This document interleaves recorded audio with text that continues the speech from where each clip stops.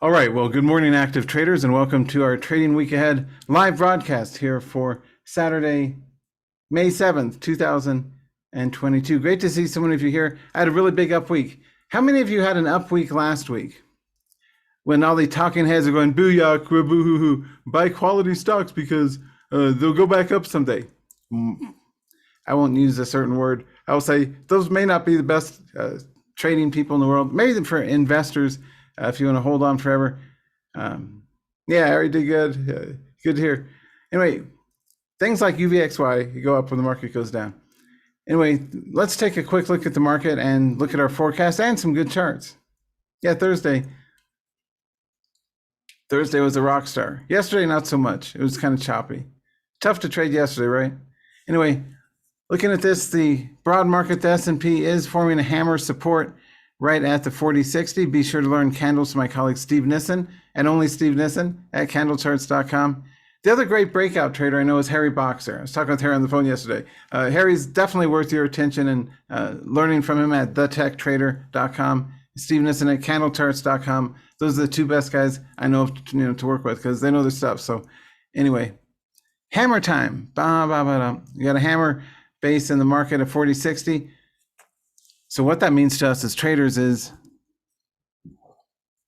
how to say, recognizing patterns is one thing. Being able to make an intelligent, informed trading plan based on the patterns is another. So this tells me don't put on size in my inverses like UVXY until or unless the S&P gets under 4060, right? So that's quite a few handles down from where it's currently at. Not too far. So we're hovering right above support. If we get under support, that'll likely cause a capitulation sell-off.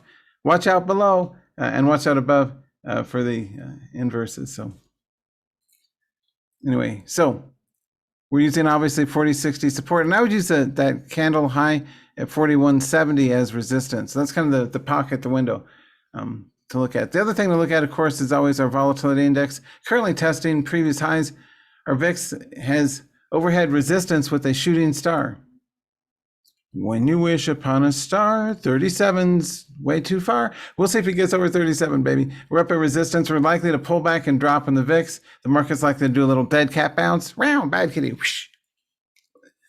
How many of you, by the way, had a really strong feeling that the previous rally day that we had in the market was nonsense? I did. So I held all, 700 shares of my UVXY, despite the big drop, made it all back the next day when it skyrocketed up. Bear market rallies should be faded or sold into. All right, Ian, yeah, that's one. So anyway, the point is, I'm not going to go heavy long UVXY or other inverses until we get over. Now, since this is right under horizontal resistance back up here, and that's not too far away, let's just kind of round up. Heavy size over the 38. And again, be sure to join my live trading room if you're not yet a member. I have so many members from around the world, a really big turnout and new folks joining every week, a lot of new folks as well as experienced traders. My live room at trademastery.com/live is the place. I've been running that trading open room for over 20 years now, full time. So it's been a really good opportunity. Anyway, we'll see where this goes from here. If it breaks 38, wake me up and we'll go along our inverses. Now, in terms of uptrending charts, you got K, you got HSY. I still like oils. We cover OxyPete frequently. Being that Warren Buffett likes it, we like it too. So Occidental Petroleum, ticker OXY, makes sense up at new highs north of 66, and we'll be looking for that as well. You can see it's finally broken out of a congestion zone. And this is a quick tip. I want you guys to always, it should be like trading 101 stuff, but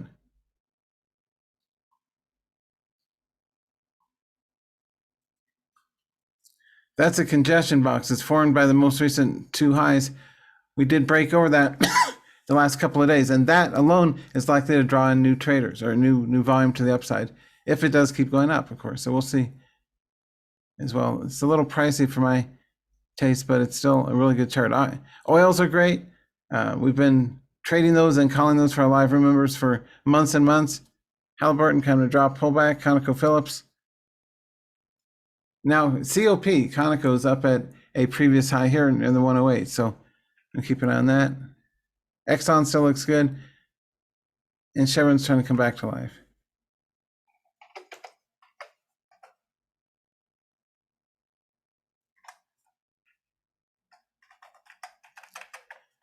For the inverse players out there, one thing that I'm keen on trading is our natural gas inverse KOLD. I've been trading in and out of this, mostly out because it hasn't been running up, but surely it'll put in the bottom at some point in time. What I like is the extended range and the fact that it's a commodity that's been in a very strong trend for quite some time. So any sign of strength and cold, remember last time I said we want to go in north of 12 because of these 4 candles. We never did get there. Now we're way down at just around 6.7 or 682. So if we do break 7.8, KOLD may be a good play as well. Hey, before I move on, I just wanted to mention I do have a only $97, and it gets you a live. The rest of the month in the live room included is it's what I call it's kind of like a profit-taking boot camp. The goal. So it's a 1-hour webinar, 90-minute webinar, hour-and-a-half webinar coming up next week, Wednesday on the 11th. And it's only $97, no ups, no extras, nothing else to buy. And you get the live event and the recording in case you can't make it or you just want the recording too. And also the rest of the month in the live room. So that's at trademastery.com/profit now. And just 60 seconds left in the pitch, and then we'll get back to the charts. This, I thought it would be helpful to teach traders, because I do it very well in the live room, how to exit either swing trades or day trades at likely tops or very close to a top. If you've been with me in the live room for any length of time, you've seen firsthand just how good my exit calls are. That's one thing that I want to teach you because I think it's a profoundly important part of active trading successfully. And we have both day and swing trading stock and ETF charts. So the goal is to teach you what kind of signals, what kind of chart patterns to look for both day and swing trading. So it runs up. You get in long on the breakout, it runs up, and it starts to roll back down. Where do you pull the trigger on the exit? That's what this is all about. Because what I don't want, and I've done this myself a lot, so it took me years, many years, and tens of thousands of trades to figure out the difference. You go in on the breakout and it runs up, and then you just sit on and say, hey, it's going to keep going until this is just a pullback.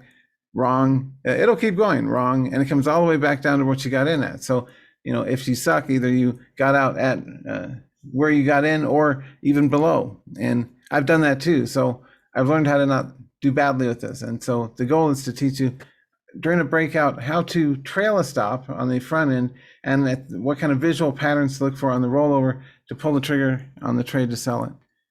So that's at trademastery.com/profit now. All right, back to our regularly scheduled presentation. One thing we want to keep an eye on this next week, and it's going to be especially important as we follow our S&P, or if you follow the SPDRs ETF,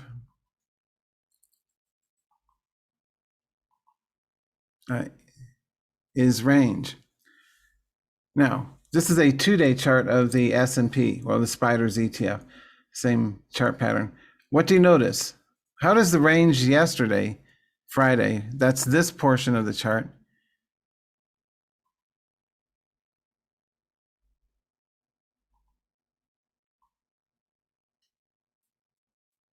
how does that range? What's the difference in the ranges?